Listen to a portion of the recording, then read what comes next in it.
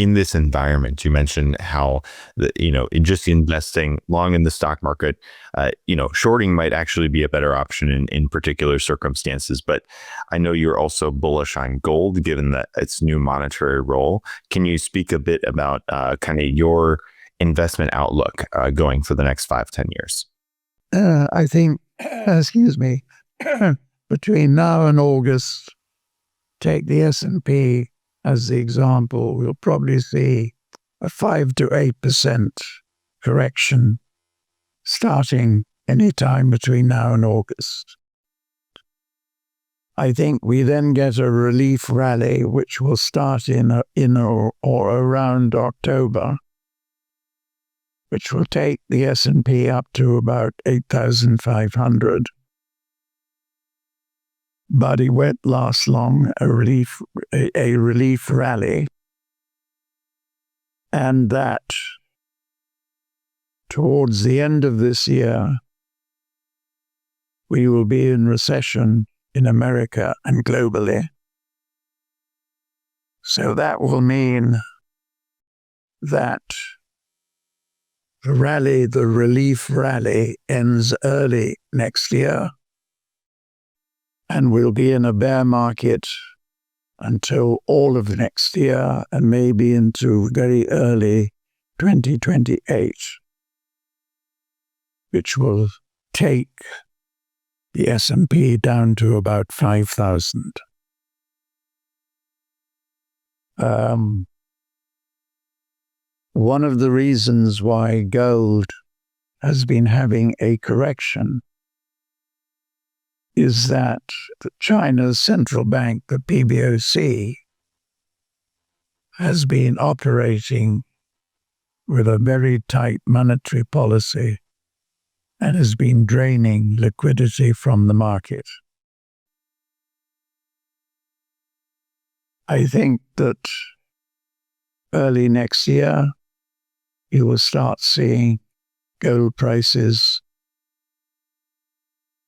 re-emerging into a bull market, which will go on throughout the period to 2032.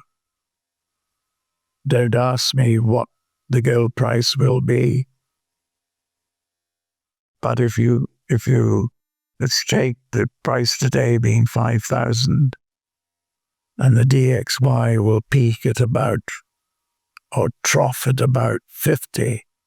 So you'll see a doubling in the gold price as a minimum outlook.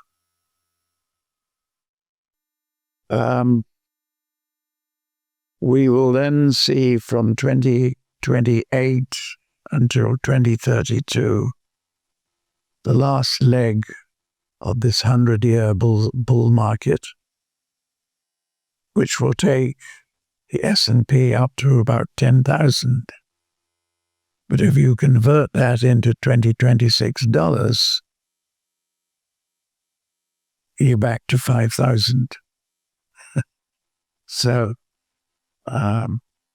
really from a security point of view, it may look good to have stocks when the S&P is at 10,000, but what does it actually mean? So it should be gold that should be bought on all the dips and held. In other commodities, I know you look at copper. Copper is making all-time highs. What is your view on other commodities in this environment? Copper has made an all-time high. It's off the all-time high by $1,001. What does recession mean to copper? Falling consumption. A lot of the hype on copper has to do with data centers and AI. New technology is coming through that is going to significantly reduce the amount of copper used in data centers and ancillary equipment.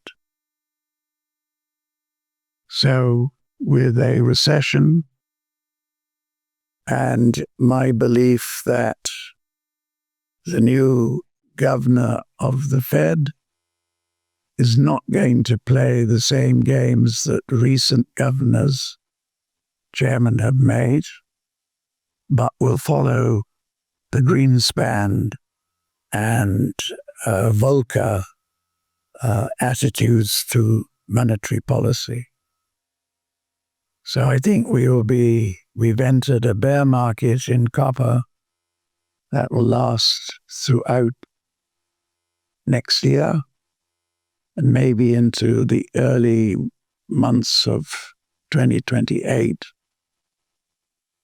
when we will see copper at the bottom of around $5,000. Then we get the explosion in an inflationary environment into 2032. But again, when you convert it back to $2026, you're back to today's price.